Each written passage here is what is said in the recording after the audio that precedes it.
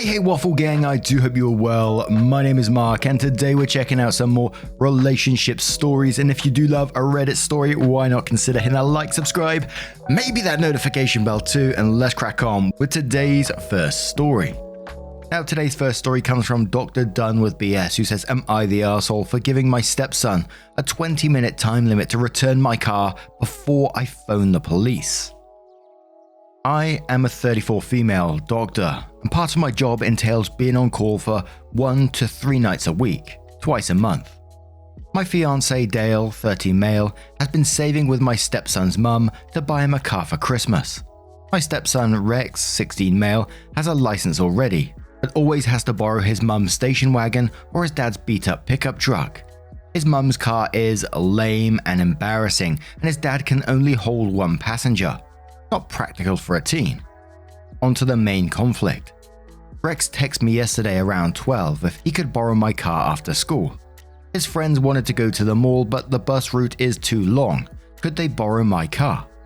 I text back a sorry but no. I'm on call again. Can you ask your mum? He says no. I told him sorry, but my answer is still no. I'm sure you will find a solution. Ask your friends and you can all figure it out. If you see where this is going, you are less shocked than I am. I was up in my home office, the room where I keep my switch, sewing machine and laptop, so not an official office, when I heard Rex and his friends downstairs after school. I was going to see if they needed anything, but they left after a few minutes. An hour later, I went to the kitchen, cleaning up the empty bottles and wrappers from their snacks. I saw the spot where I left my keys empty. I began to panic. First, I bolted to the door. My car was gone. Immediately dialed my stepson. He picks up and it's obvious he's in a mall store that plays loud music. I told him to get his ass home now, and he laughed and said that I am not his mum. He'll be home whenever he pleases. I'm not proud, but I told him that he has 20 minutes to get home or I'll call the police and report it stolen. Rex panics and said he couldn't find all his friends and drive home in 20 minutes. I told him tough shit. 10 minutes later, I get a text that he is in the mall parking lot and will be home soon. I phoned Rex's mum and informed her of his stunt. She was madder than me when I told her that I was on call. She apologized and promised to talk with Rex and Dale ASAP. Rex came in, threw me my keys, locked himself in his room. Dale finally came home around 8 and said that he had been on the phone with his ex. He demanded to know why I punished his son. I put my foot down and explained I am on call. That means I need my car. Rex stole my car. Dale disagrees. His ex agrees with me and decided she will not be buying Rex a car anytime soon due to his entitlement. Dale thinks that I am making a big deal out of nothing. I didn't end up going to work, so why did I have to threaten Rex? I've only gone in twice this year while on call. Just because nothing happens doesn't mean that I am always clear. Rex is now grounded. Fiance barely speaks to me. Asked me when I'm going in today. I'm not, and if I will apologize. I am not budging and I'm still pissed he doesn't get it. Am I the arsehole? OP goes on to edit the post, which says editing because it came up in the comments. Dale is 30, not 29, but yes, he was 14 when Rex was born. Don't get hung up on this. It isn't about teen parents. Rex's mum was 15 when they had him and is the best mum if you ask me. She's who introduced me to Dale. Edit 2. Now I can see why my friend told me this sub can be a little much. I'm very thankful for these responses, but I think I'm going to leave the comments now and have a very frank discussion with Dale tonight. Rex is with his mum, so he won't be in the middle or get involved. Kids still wouldn't look at me and called me a bitch who wouldn't let him get his own car now. And we do have the update in the form of a comment from OP, but we also have another comment from OP who responds to someone saying, "You're the arsehole if you get the police involved in a family issue," and said you could have ruined the life of your stepson over a teenage rebellious stunt.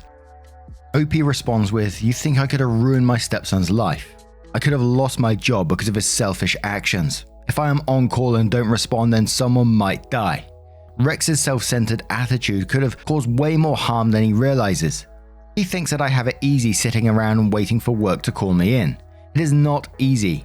I'm constantly glued to my phone to make sure that I don't miss a call. I cannot relax on these days. I'm not off or on vacation.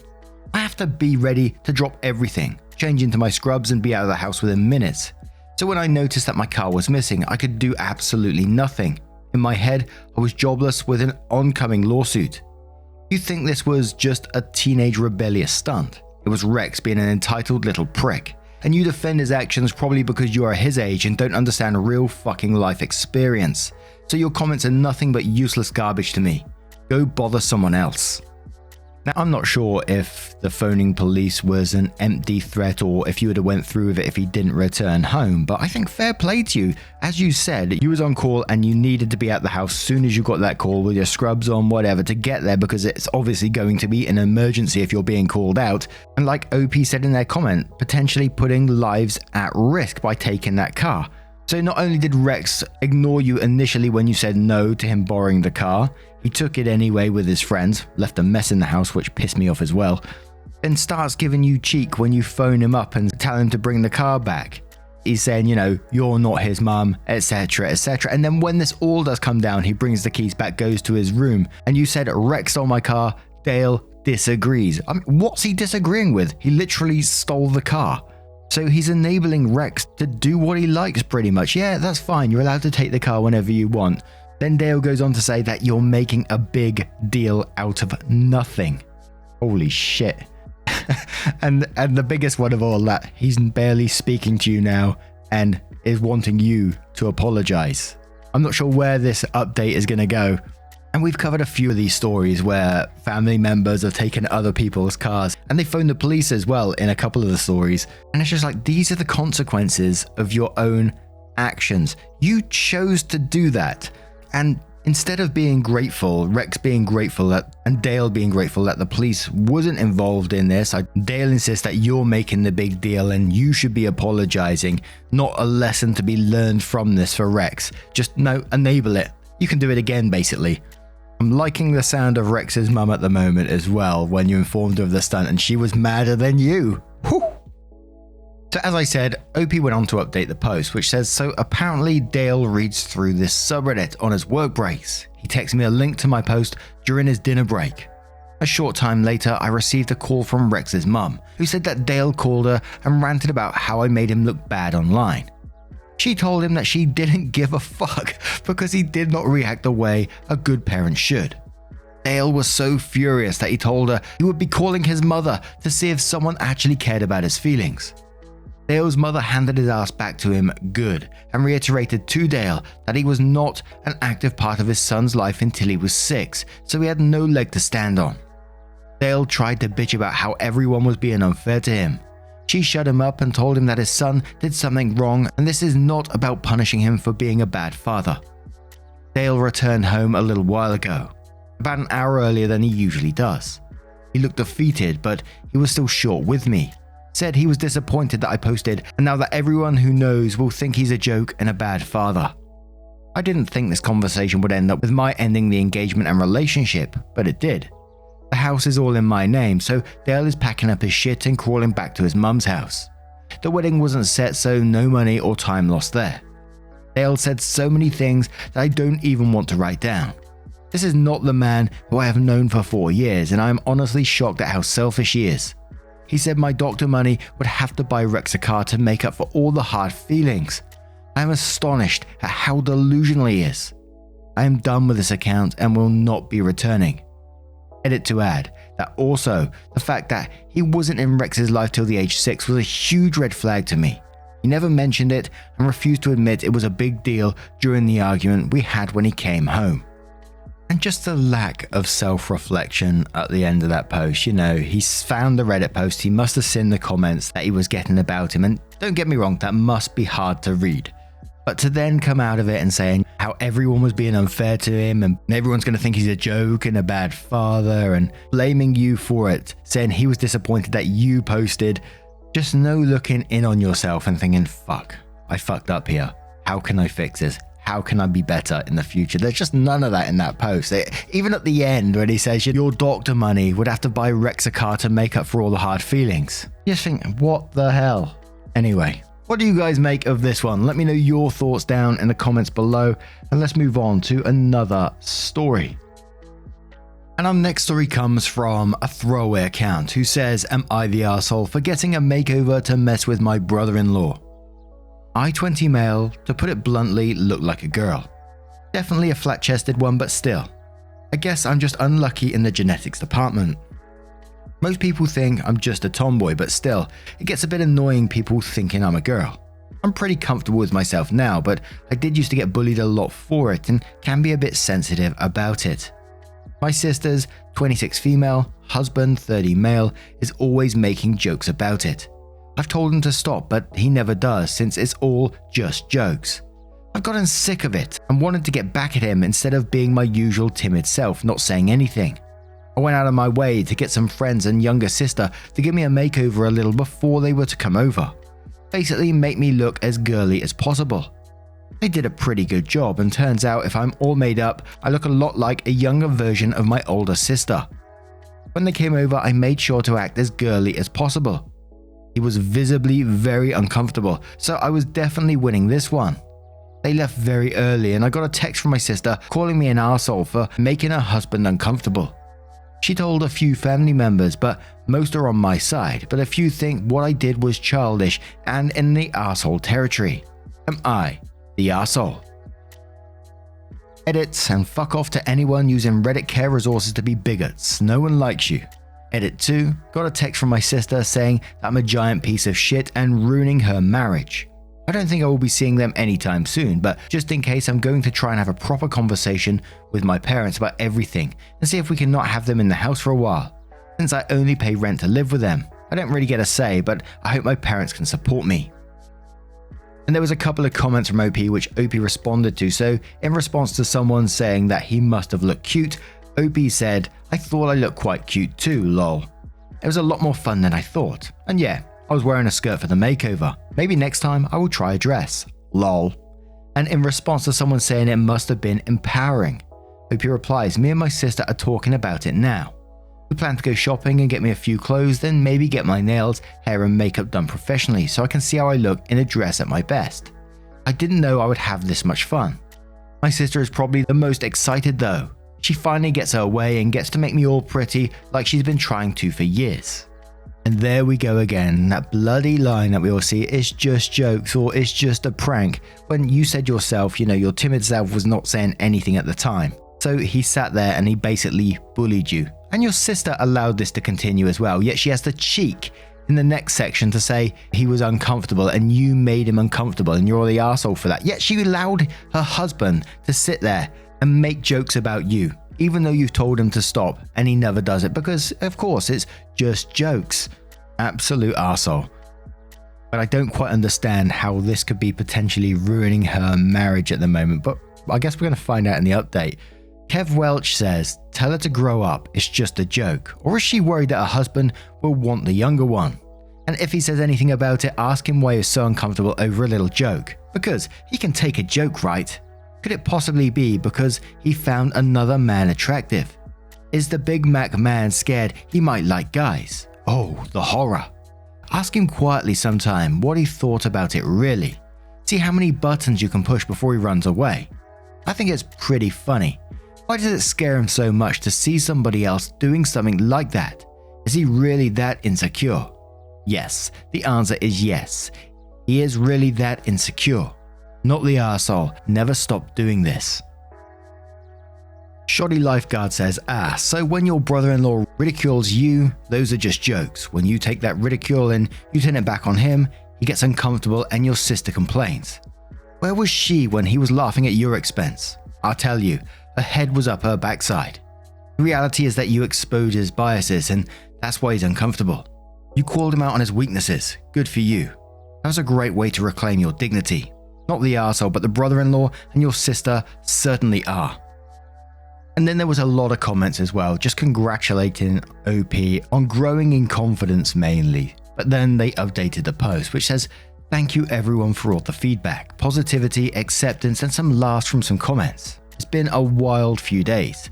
I had to sit down with my parents and had a big talk about my feelings. They agreed that my sister's husband wouldn't be welcome in the house anymore. The only reason they didn't do or say anything about it is because they thought it didn't bother me and know I'm a tough cookie. They apologized for that and said they would speak out more in the future if anything like this happens again. My older sister had been texting me a lot, calling me all sorts of names, saying I'm ruining her marriage. She also visited yesterday, and as soon as she came into the house, she started screaming at me and things got heated. So my parents also banned her from coming over till she can apologize for her behavior and letting her husband continue to make me uncomfortable. On a more positive note, I've been exploring myself a lot these couple of days with my twin sister.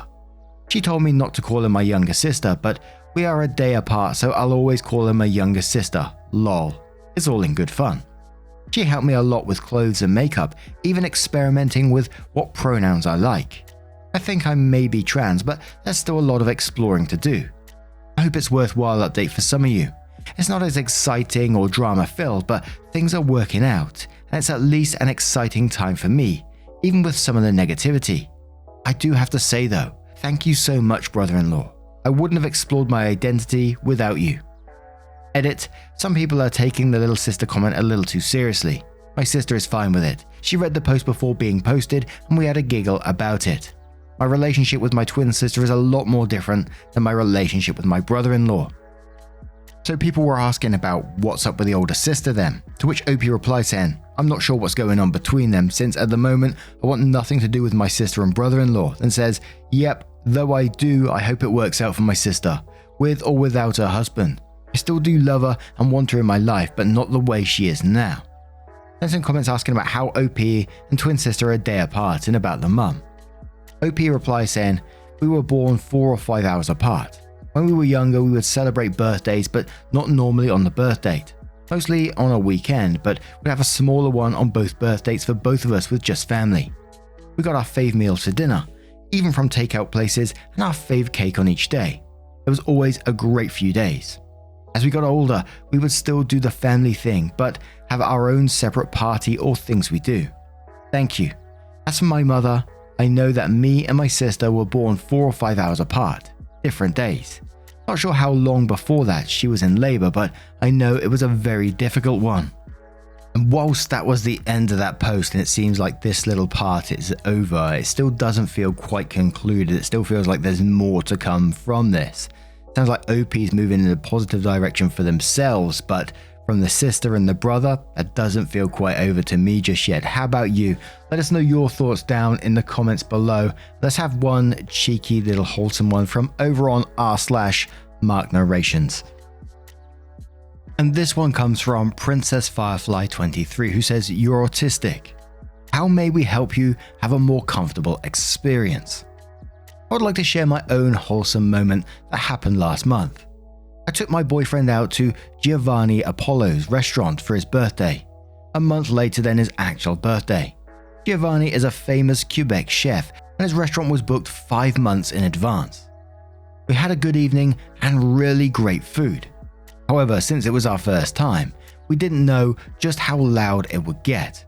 You see, his restaurant is located on his property and he and his wife do a single service per night. The restaurant is opened. This means that the atmosphere is a lot more relaxed, like a couple hosting friends for dinner, and that they control the volume of the music. The music started out soft as in any regular restaurant, but as the evening went on, the music got louder. Around dessert, we couldn't stand the music anymore and had to go outside. A couple was outside and started chatting with us. When they worked out we were both autistic and thought the music was too loud, the wife asked us where we sat so she could bring us our desserts and my purse. Our husband kept us company until we were ready to leave, at which point his wife went to tell Giovanni's wife we were ready to pay. But we are sensitive to the music volume. She took the machine and was ready to make me pay immediately so I could get out as fast as possible. And that is my own wholesome story.